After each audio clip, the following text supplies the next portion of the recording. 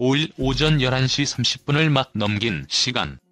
동해 울릉도 부근에 떠있던 세종대왕함의 스파이 1D 레이더에 북한이 발사한 장거리 로켓의 움직임이 거의 실시간으로 포착됐다. 동해상에 함께 있던 미국의 존 맥케인과 체페함, 일본의 곤고와 조카함보다 먼저 발사 징후를 탐지한 것으로 우리 군 당국은 6일 평가했다. 한미일은 북한의 미사일 발사를 앞두고 4일부터 이들 이지스함 5척을 동해에 배치해왔다. 이번 북한의 로켓 발사로 한국의 이지스함인 세종대왕함의 실전 능력이 군 내부에서 새삼 화제가 되고 있다. 이지스함에 탑재된 스파이 1D 레이더는 1000km 이내의 모든 비행물체를 식별할 수 있다. 더구나 2008년 12월 취역한 세종대왕함은 미국, 일본의 이지스함에 비해 젊다. 세계 최고 수준의 대함, 대공, 대잠 능력을 갖춘 것으로 평가받는 이유다. 하지만 1000km 이상의 로켓 궤적을 한국이 독자적으로 추적하는 것은 아직 불가능하다. 이때부터는 북미 항공우주방위사령부의 정보에 의존할 수밖에 없다. 유명한 외교통상부 장관은 6일 국회 외교통상통일위에 출석, 1단계 실패 여부는 우리 자체적으로 확인 능력이 있지만 1000km 이상은 노레드의 정보 협조를 받아서 확인한다. 일본도 마찬가지라고 말했다. 미국 알래스카 포트 그릴리 기지와 일본의 아오모리 주일미군 기지에 있는 X밴드 레이더는 5000km 이상 비행하는 발사체의 궤도와 탄착 지점을 정밀 추적할 수 있다. 노레드는 X밴드 레이더 등으로부터 수집한 정보를 분석, 궤도 진입에 최종적으로 성공했는지를 판단한다. 발사 전 단계와 발사 초기 북한 영공상 궤적을 확인하는 것도 대부분 미국의 몫이다. 지상의 가로, 세로 15cm 크기의 물체까지 식별할 수 있는 첩보위성 키홀은 5일 오전 10시 30분 로켓 승단 부분이 벗겨지는 걸 포착, 발사가 임박했음을 파악했다. 조기경보위성은 발사 당시 로켓 공무니에서 나오는 불꽃을 고도 36,000km 높이에서 적외선으로 감지한다. 정찰기 코브라홀은 로켓이 고도 10km 이상 치솟으면 그때부터 궤적 추적에 들어간다. 한국의 정찰기 백도와 금강도, 이번 로켓 발사와 관련된 신호와 영상을 수집했다. 백도는 북한 전역의 통신, 전파에 대한 감청이, 금강은 휴전선 북쪽 100km 이내 북한군 움직임의 촬영이 가능한 유인 정찰기다. 따라서 북한이 또 미사일을 쏠 경우에도 이번처럼 미국과의 공조는 필수적이다. 현재 정부는 미 정보당국과 2, 3단계 추진체가 분리되지 않고 함께 떨어졌는지 정확한 낙하 지점은 어디인지를 분석 중이다. 정부 관계자는 6일 한미일 간 정보 공조가 그 어느 때보다 잘 이루어지고 있다며 북한의 이번 장거리 로켓 발사의 전 과정을 추적했으며 정보를 긴밀히 공유하고 있는 상태라고 밝혔다. 미국은 최근 거세지고 있는 고고도 요격 미사일 사드의 주한 미군 배치 논란과 관련 최대 탐지 거리가 기존 이지스함보다 짧은 레이더를 배치하는 방안을 적극 검토 중인 것으로 알려졌다. 기존에 검토된 레이더는 최대 탐지 거리가 1800에서 2000km로 중국 내륙의 탄도미사일 발사 상황을 감시할 수 있다는 점에서 중국 측이 반발해왔다. 정부 소식통은 23일 사드의 고성능 X밴드 레이더는 탐지거리가 긴 전진 배치용과 탐지거리가 1000km 이하로 짧은 종말단계 요격용이 있는데 주한미군은 종말단계 요격용을 배치할 계획인 것으로 안다고 말했다. 종말단계 요격용 레이더의 유효 탐지 거리는 600여 킬로미터로 알려졌다. 우리 군이 북미사일 탐지를 위해 운용 중인 이스라엘제 그린파인 전진 배치 레이더의 최대 탐지거리보다 짧다. 사드의 두 레이더는 외형이 같지만 소프트웨어가 크게 달라 호환하려면 상당한 시간과 비용이 드는 것으로 전해졌다. 탐지 거리가 짧은 레이더가 배치될 경우 중국의 반발 명분이 약해져 사드 배치 논란은 새로운 국면을 맞을 것이라는 전망이 나온다. 정부와 군 당국은 앞으로 사드의 주한 미군 배치 협의가 공식화되면 이 같은 점을 중국 측에 알리고 적극 설득할 계획인 것으로 알려졌다. 정부 소식통은 탐지 거리가 짧은 데다 레이더 탐지 방향도 북한 쪽으로 고정해 놓을 계획이어서 중국이 계속 반대하기는 힘들 것이라고 말했다. 사드는 최대 사거리 200km, 최대 요격고도 150km로 적탄도미사일이 목표물에 낙하하는 마지막 단계의 상층에서 요격하는 미사일이다. 주한 미군 배치가 검토되고 있는 사드 1개 포대는 8세대 6기와 레이더, 홍제, 통신 장비 등으로 구성되며 비용은 1조 원 안팎으로 알려졌다. 최대 800km 레이더로 중 ICBM 탐지도, 요격도 못해 북미사일 방어용일 뿐 미국의 MD 편입과는 무관. 중 탐지 위해 레이더 모드 전환? 성주선 불가능, 전환 전례도 없어. 1배치 사드, 베이징까지 보는데 중은 한 번도 문제 삼은 적 없어. 중, 레이더, 군사위성 다수 운용 한반도 들여다보며 사드만 트집. 중국은 주한 미군에 배치된 사드가 중국의 안보에 심각한 위협이 된다고 주장하고 있다. 하지만 전문가들은 군사기술적 측면에서는 중국에 전혀 위협이 되지 않는다며 오히려 중국의 반발은 한반도 문제에 자신들이 결정권을 갖고 있다는 걸 상징적으로 보여주려는 정치적 목적이 있다고 하고 있다. 일중국 ICBM 탐지, 요격할 수 있나? 중국은 사드 레이더가 미범토를 향하는 중국 ICBM을 탐지할 수 있다고 한다. 하지만 한국에 배치된 사드 레이더는 탐지 거리가 짧아 중국 ICBM을 탐지할 수 없다. 사드 레이더는 탐지 거리가 긴 전진 배치용과 탐지 거리가 짧은 종말 단계 요격용으로 나뉜다. 전진 배치용은 정미사일이 발사된 직후 탐지하는 용도다. 종말 단계 요격용은 날아오는 정미사일의 움직임을 정밀하게 추적해 요격하는 용도다. 전진 배치용은 최장 탐지 거리가 2000km다. 반면 종말 단계 요격용은 유효 탐지 거리가 600에서 800km다. 한국에 배치된 종말 단계 요격용은 중국 내륙의 ICBM 기지나 베이징 등은 탐지하지 못한다.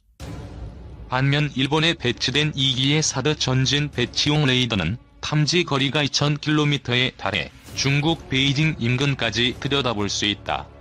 그러나 중국은 한 번도 이 레이더들을 문제 삼은 적이 없다. 또 성주 기지에 배치된 사드 미사일로는 중국 ICBM을 요격할 수도 없다.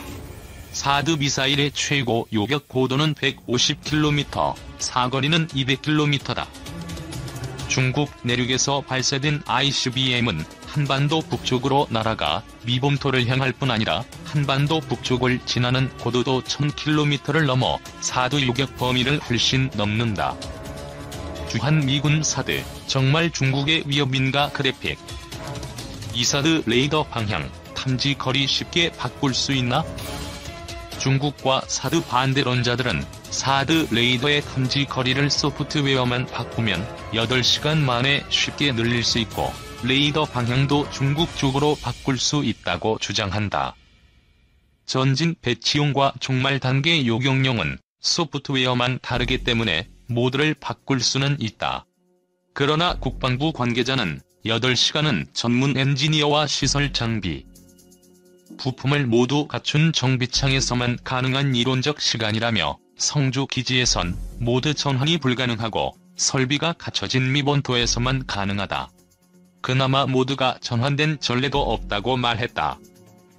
한미군 당국은 성주 기지 사드 레이더 방향을 북미사일을 겨냥해 북한 쪽으로 고정해 놓고 있다. 레이더 탐지 각도는 45에서 120도이기 때문에 서해 왼쪽 중국 내륙은 탐지할 수 없다.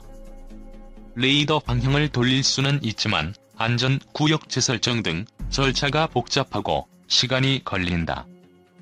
한국국방연구원 출신의 신범철 국립외교원 교수는 만약 주한 미군이 사드 레이더 방향과 탐지 모드를 바꾼다면 중국이 쉽게 알아챌 수 있다고 했다. 3사드 배치로 미 MD 체계 편입?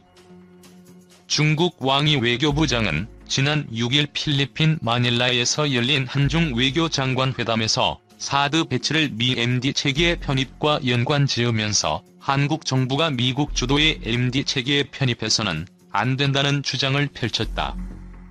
이에 대해 강경화 외교장관은 사드 배치가 미 주도의 MD 가입이 아니라는 점을 분명히 했다. 전문가들도 사드 배치가 MD 체계와는 무관하다고 말한다. MD는 미본토를 방어하기 위한 것인데 주한미군 사드는 북미사일 방어용으로 국한돼 있기 때문이다. 빈센트 브룩스 주한미군 사령관 등 미정부 및 군 고위 관계자들은 사드가 대공용이지 중국을 겨냥한 것이 아니라는 점을 여러 차례 강조했다. 사사드보다 더한 레이더 운용하는 중국. 사드 레이더보다 훨씬 성능이 뛰어난 레이더와 군사위성을 다수 운용하며 한반도 전역을 샅샅이 들여다보는 중국이 주한미군 사드만 트집 잡는 것도 앞뒤가 맞지 않는다. 중국은 지난 1월 내몽구 자치주에 트렌보 초지평선 탐지 레이더를 배치한 것으로 알려졌다. 앞서 후베이, 허난, 안후이, 삼성의 교차 지점에 설치한 데 이어 두 번째다. 이 레이더는 최장 탐지 거리가 3,000km다. 한반도와 일본은 물론 서태평양 전역을 감시한다. 또 미군이 수시로 한반도에 전개하는 해군 함정에는 사드 레이더보다 고성능인 레이더가 실려있다. 우리 해군이 보유한 이지스 구축함도 탐지 거리 1,000km 레이더를 갖췄다. 김승 한국 국방안보 포럼 연구위원은 중국이 사드를 트집 잡는 것은 군사적 이유보다는 미국의 아태 지역 동맹 중 가장 약한 고리인 한미동맹을 흔들고 한미일 군사 협력의 회방을 놓으려는 정치적 목적 때문이라고 했다. 영국을 포함하면 이미 3,200여 대에 육박할 정도의 양산 대수를 자랑합니다. 지금 현재로서는 2020년대 중반까지의 양산 계획만을 포함하고 있는 규모이며 추후 더 늘어날 가능성이 있습니다. 그의 양산이 늘어나면서 F-35의 가격이 떨어지게 되며 한국 공군도 현재 도입 예정인 60대를 더 늘려야 하는가에 대한 고찰에 들어간 것입니다. F-15K의 도입 당시 60대 도입 한 대당 가격이 한화 1,000억 원임을 감안할 때 F-35A의 앞으로 예상이 되고 있는 가격 하락선인 한화 800억 원이라는 가격대는 매우 매력적인 것은 사실입니다.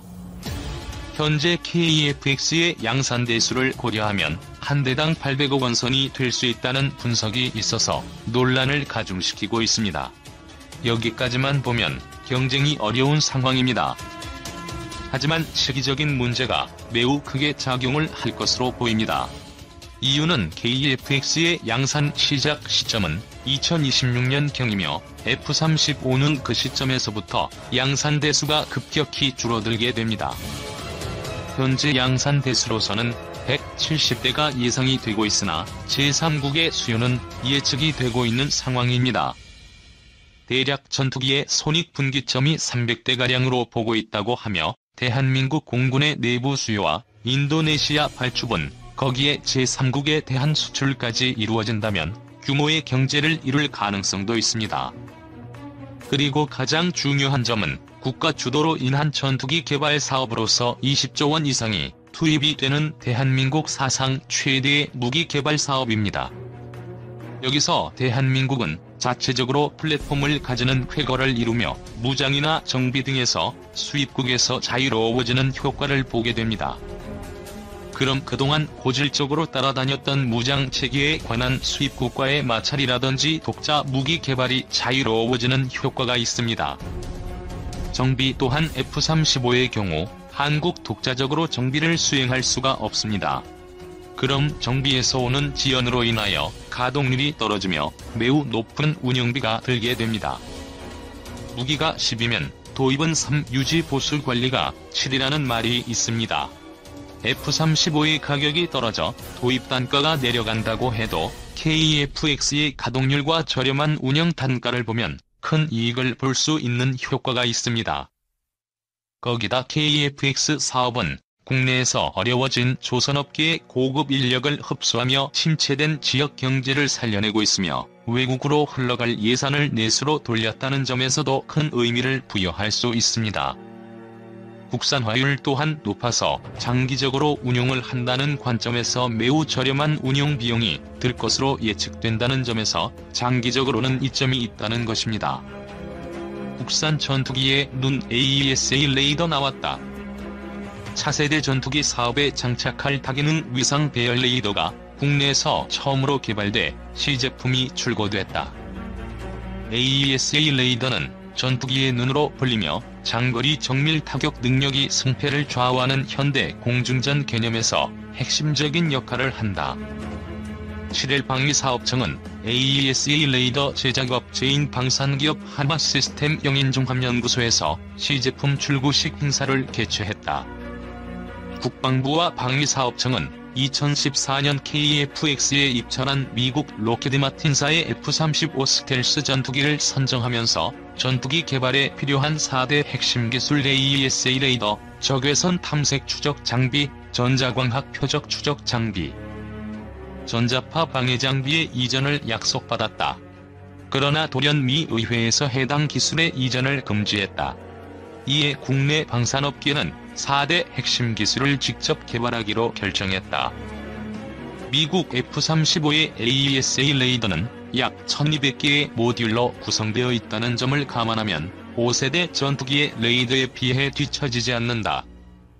현재까지 미국, 일본, 중국 등 6개국 정도가 AESA 레이더를 개발한 것으로 알려졌다. 국산 AESA 레이더는 올해 말 공중시험에 들어간 이후 2023년부터는 KF-X 시제기에도 장착해 최종 시험할 예정이다.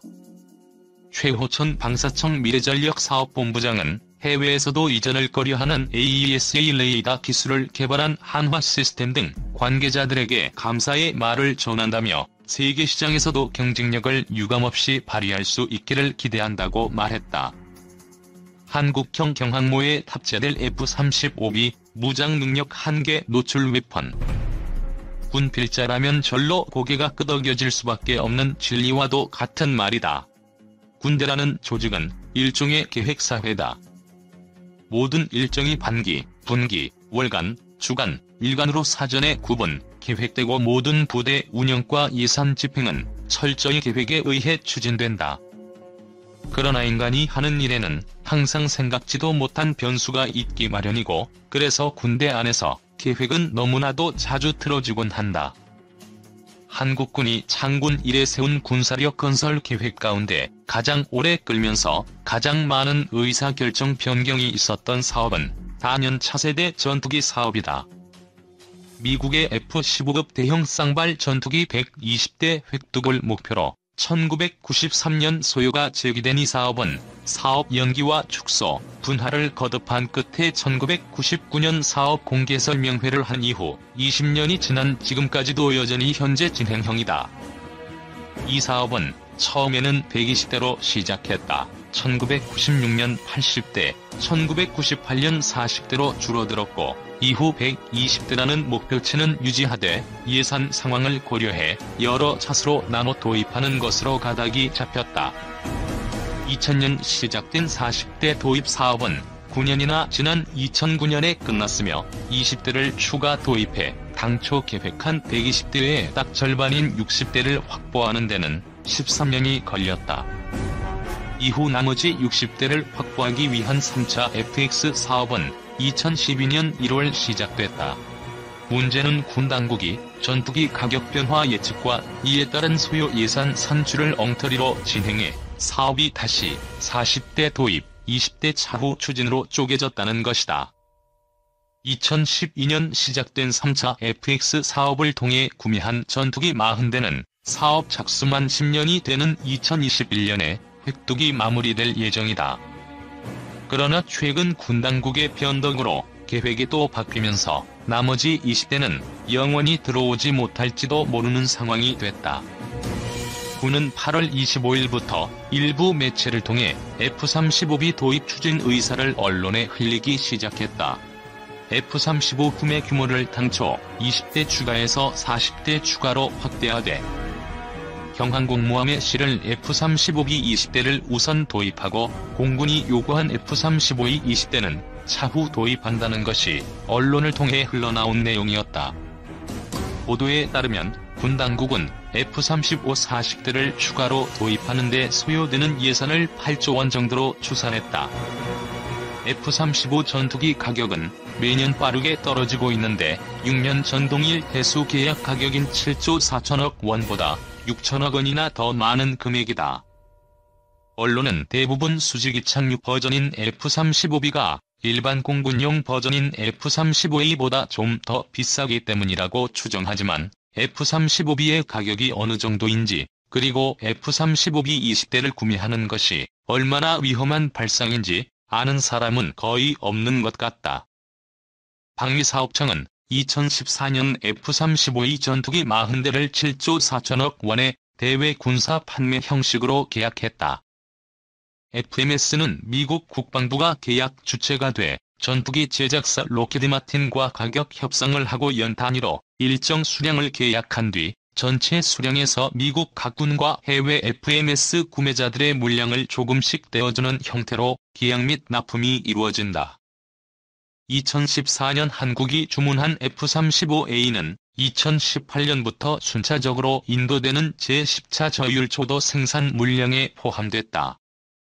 이후 약간의 조정이 있기는 했지만 계약 당시 한국은 LRIP 10번째 생산 단위의 6대, LOT 11의 10대, LOT 12의 12대, 로그 13의 12대 등 총 40대를 배정받았다. LRIP lat 10 물량의 F-35E 플라이어웨이 가격, 즉 기체와 엔진을 합한 가격은 대당 9,460만 달러였다. 이후 F-35E 가격은 점점 하락했다. LOT 11에서는 8,920만 달러, LOT 12에서는 7,920만 달러, LOT 13에서는 7,790만 달러까지